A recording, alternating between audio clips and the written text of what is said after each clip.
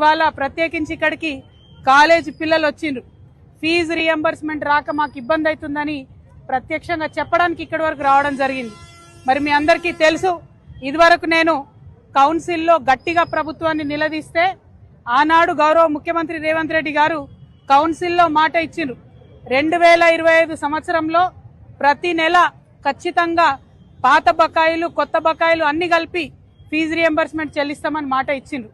కానీ నిన్న ముఖ్యమంత్రి రేవంత్ రెడ్డి గారు మాట్లాడిన తీరు చూస్తూ ఉంటే వీధి రౌడీలు కూడా సిగ్గుపడేటట్టుగా మాట్లాడారు. ఒక్కొక్క కాలేజీ యాజమానుల్ని పట్టుకొని ఆయన తాట తీస్తాడట, తోలు తీస్తాడట. ఎందుకోసం తోలు తీస్తారు రేవంత్ రెడ్డి గారు?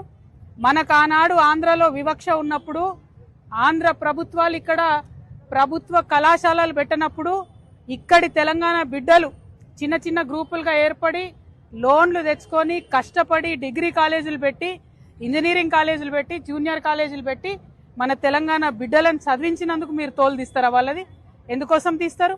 మీరు మాట తప్పినందుకు కదా ఇవాళ వాళ్ళు కాలేజీలు బంద్ పెట్టింది. మీరు ఇస్తామని చెప్పి ఇవ్వకపోతే కదా ఇవాళ వాళ్ళు కాలేజీలు బంద్ పెట్టింది.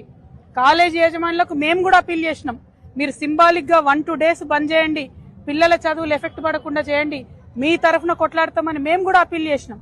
కాకపోతే వాళ్ళు కడుపు మండి ఉన్నారు, నడపలేనటువంటి పరిస్థితిలో ఉన్నారు, పేద పరిస్థితిలో ఉన్నారు. మరి మీరు కాంట్రాక్టర్లకు పైసలు ఇస్తారు ఎట్లా, కాలేజీలకు పైసలు ఇయ్యారు ఎందుకు?